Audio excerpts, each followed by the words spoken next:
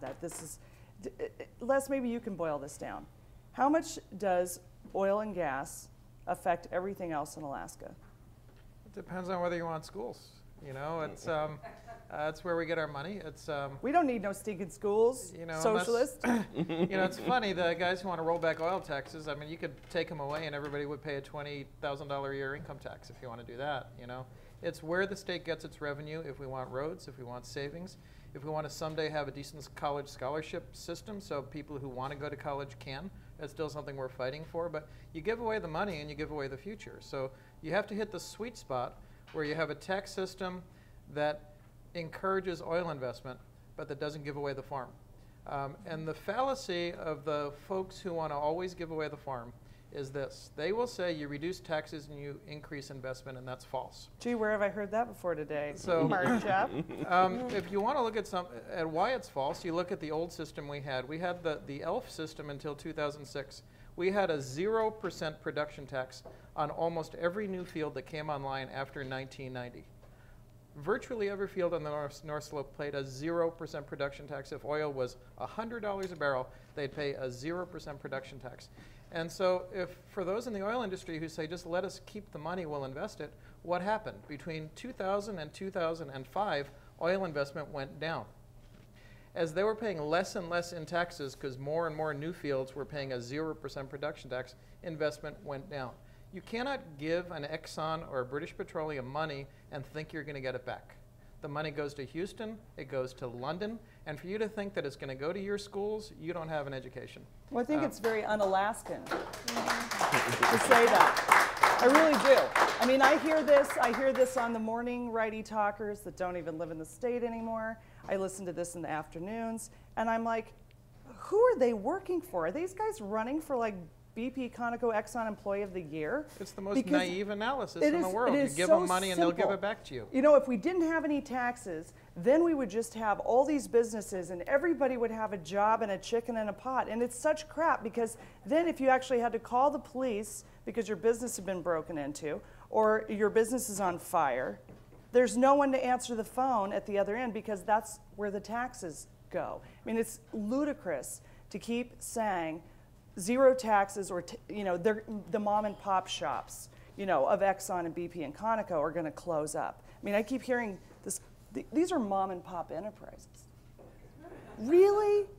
My mom and pop. I wish my mom and pop had this enterprise, which under ACES, according to Petroleum News, which you can't just Google this, you have to buy it because they don't want everybody just having this information.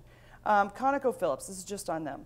In the first quarter of last year, their 12% of their company is invested in Alaska. So they've got investments all around the world, 12% of it in Alaska. First quarter, it yielded 29% of their total earnings and profits in the first quarter from 12% of their investment. Not a good reason to put it on eBay.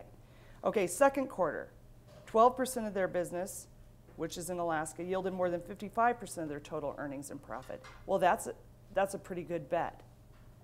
Third quarter, 36.4, that same 12% of their investment, which is in Alaska. They're getting huge returns on this, and it's being played, you know, to pay for things around the world. They're playing on a way bigger ball field than just Alaska. So why do we think that we can control, you know, what is it, the other 88% of their investment with their 12% here with taxes? It's ludicrous to think we're that tiny, isn't it? But Shannyn, doesn't that also show that ACES is working? It I mean, does. essentially, you know, our fiscal structure flexes as oil price goes up. You're going to have, you know, a greater share of profit going to the state, but the company's still getting profit. When the oil price goes down, which is what happened to Conoco in 08 and part of 09, what happened is the rest of their company were stuck in rigid structures that basically said, hey, this is what you're going to pay us come hell or high water, and you're stuck. So they were losing money. But in Alaska, our system basically shrunk back down, and the tax take was smaller because their costs were higher and their profits were smaller. And this is where they were making money. We think that sends a signal to industry that says, this is where you want to invest, because we will ride it with you. We'll ride up the oil price curve and down the oil price curve, but for the long term, you are better off, and that's the right balance. And so that's kind of where we push back and say, people who want to drop the progressivity rate or something else, they're ignoring the bottom half, where we are giving them insurance for what happens when oil price goes down or the costs go up. This is a place for the long term and for the long haul. Well, I know, absolutely. I know Sean Parnell is wanting to make some changes to ACEs. We've got to run to a break. But when we come back, I want to ask both of you representatives, and you as well, Marcia, what is this going to mean for us to revisit ACEs? Is this the chance that the sort of salivating, you know, these sort of like, well, they're not salivating, it's oil. You can see it dripping off their chins when they walk into Juneau. For these guys to get back in there and be like, you know what, let's get rid of it. Mom and Pop are closing shop. And how's this going to roll out? Because I think it's a bigger fight on his hands than Sean Parnell is maybe expecting. Maybe he knows it's coming, but it's also an election year, and I hope that this isn't what he's doing a public run with this, and we'll see. So I'm Shannyn Moore. We'll be right back with our panel.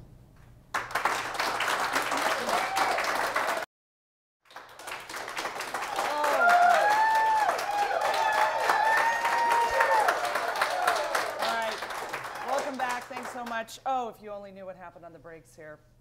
I'm kidding. I'm kidding. We actually put people through a screener with no clothes on. It's really fun. I'm kidding. Okay, so right before the break, I invited Ralph Samuels on, which I love Ralph Samuels in a non-political way. Just because, well, he makes a great chicken dinner, and he's a very nice man, but he's completely wrong on a lot of oil issues, and I really wanted to have him here, and he's welcome to come anytime. He's running for governor as well. And really, there's this headbutting that's already starting between the producer, oil whores sort of side of politics and Sean Parnell, who's more on a social side of it, I think, coming in. And the Republican Party is really going to have this sort of battle out. How much do you think the announcement today that the governor, SP 2.0, wants to come in and open this up again, open up ACEs, how much is that, I mean, with the election coming up, how much of this is just political play, and how much of this, how much of it really has to happen? Does it really have to happen? Is it not broken? And then how much of it is political play? Realizing you could get in trouble if you said, oh right. Yeah, he's right. Well, no, what I do know is we began looking at this in the summer. This was our task from our commissioner, basically. Post July 3rd? No, well, I don't know what the dates are, but I mean, I know it.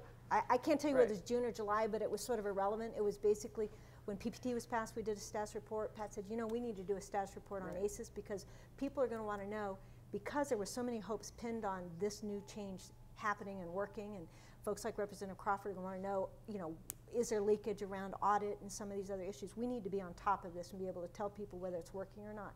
So we hopped on it. We did our analysis. We've been doing, and it's taken a long time because we have to slog through all the data in a granular way from all the producers and figure out who's spending what on capital costs, operating costs. Is it oil related? Is it just maintenance related? No, we need another pipeline just to pay for you guys. Well, we wish, but no. But anyway, no, we actually tight little econ team. It's really a good group of people. And so we got through it, and we gave it to our commissioner, and we also had been talking and hearing comments from the little guys, the little producers, because we do these credits, and every time they come in and they need credits, they're like, wow, man, you know, this is really killing us. I'm trying to get investors, and in order for me to get my credit cashed, I've got to go find investors that are going to fund me for my next season, and I'm not sure I'm getting it, but can I get at least this much money for this amount of investment? So we were watching them struggle with one element of this, which is unlike incumbents who can get a credit and boom, apply it to their tax bill, they were struggling to get those credits cashed because they needed more money to invest. So we knew that was a problem. In terms of the investment for infill drilling, we were hearing from the incumbents that, hey, you know, we're getting squat for infill drilling because you have this requirement that we only get credits for capital and non-capital costs when we're outside the unit. But so much of what we do, Prudhoe and Kaparik, it's so important to keep the pipeline filled and for us to be doing infill drilling, recompleting new wells. We need, you know, we want this incentive so that we don't divert our money to where the credits are drawing us. So we heard that as well. The interest, my gosh, I would have to maybe quit over this one because, you know, here we're doing regulations that are going to be applicable 3 years ago. And if I'm a taxpayer and I'm paying my tax bill and I got it wrong because I couldn't look ahead and say, oh, you were going to do this regulation 3 years hence, I can forgive their penalties, but I can't forgive their interest. So I'm going to feel really bad if I can't, you know, forgive that interest. So, you know, the 2-year, the last change was essentially saying capital credits, you get 20%, but guess what? You can only use half of them this year and the other half next year, which means each year you're getting last year's half and this year's half, and you're moving along. But we did that because we weren't sure what we were going to hit. This is, again, kind of a cautious concern when we passed ACES.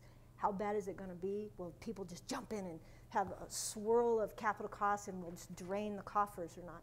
That's why we had the standard deduction. That's why, and standard deduction, absolutely. So now that we know we're okay and that So, we've so got basically we're seeing ACES work.